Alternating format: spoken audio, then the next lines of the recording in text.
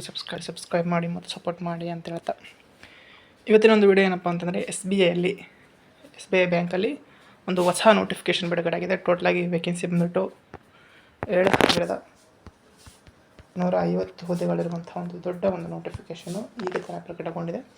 ಇದರಲ್ಲಿ ಕೇವಲ ಒಂದೇ ಪರೀಕ್ಷೆ ಇರುತ್ತೆ. ಓಕೆ, ಅದು ನಮ್ಮ ಕನ್ನಡದಲ್ಲೇ ಇರುತ್ತೆ ಮತ್ತು ಕನ್ನಡದಲ್ಲಿಯೇ ಇರುತ್ತೆ ಪರೀಕ್ಷೆ. ಕರ್ನಾಟಕಕ್ಕೆ 276 ಹುದ್ದೆಗಳಿರುವಂಥ ಈ ಒಂದು ನೋಟಿಫಿಕೇಷನ್ ಬಗ್ಗೆ ಸಂಪೂರ್ಣವಾದ ಮಾಹಿತಿ ತಿಳಿತಾ ಹೋಗೋಣ. ಇದು ಬಂದ್ಬಿಟ್ಟು ಏನಪ್ಪ ಅಂತಂತಂದರೆ ಅಪ್ರೆಂಟಿಸ್ ಹುದ್ದೆಗಳು, ಅಂದರೆ ಪರ್ಮನೆಂಟ್ ಹುದ್ದೆಗಳಲ್ಲ, ಅಪ್ರೆಂಟಿಸ್ ಹುದ್ದೆಗಳಾಗಿರ್ತವೆ.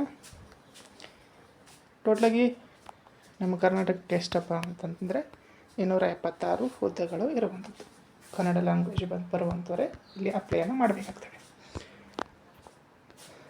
ನೋಡಿ, ನಮ್ಮ ಕನ್ನಡದಲ್ಲಿ ಎಲ್ಲೆಲ್ಲಿ ವೇಕೆನ್ಸಿಗಳಿವೆ ಅಂತಂತಂದರೆ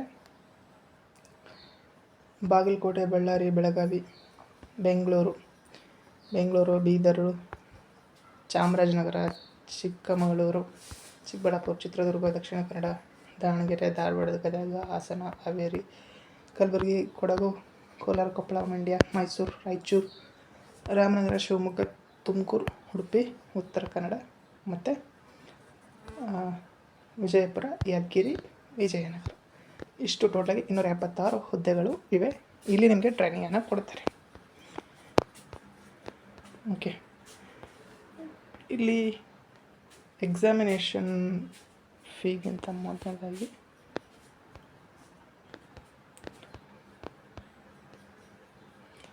ಎಜುಕೇಷನ್ ಕ್ವಾಲಿಫಿಕೇಷನ್ ಬಂದ್ಬಿಟ್ಟು ನಿಮ್ಮದು ಡಿಗ್ರಿ ಆಗಿರಬೇಕು ಯಾವುದೇ ಒಂದು ಇದರಲ್ಲಿ. ಟ್ರೈನಿಂಗ್ ಇರುವಂಥದ್ದು ಎಷ್ಟಪ್ಪ ಅಂತಂದರೆ ಕೇವಲ 1 ವರ್ಷ ಇರ್ತದೆ. ಪರ್ ಇಯರು 15,000, ಪರ್ ಮಂತ್ ನಿಮಗೆ 15,000 ರೂಪಾಯಿ ಕೊಡ್ತಾರೆ ಏನೋ ಸ್ಯಾಲ್ರಿ.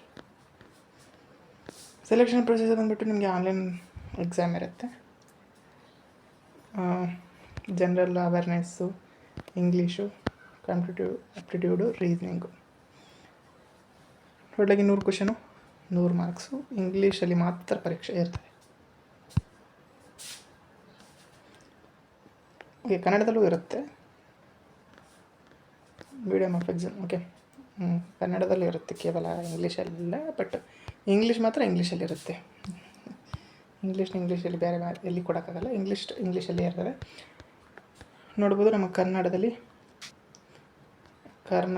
ಇಂಗ್ಲೀಷ್, ಹಿಂದಿ, ಕನ್ನಡ ಯಾವುದಾದ್ರೂ ತೊಗೋಬೋದು, ನೀವು ಚೂಸ್ ಮಾಡ್ಕೋಬೋದು.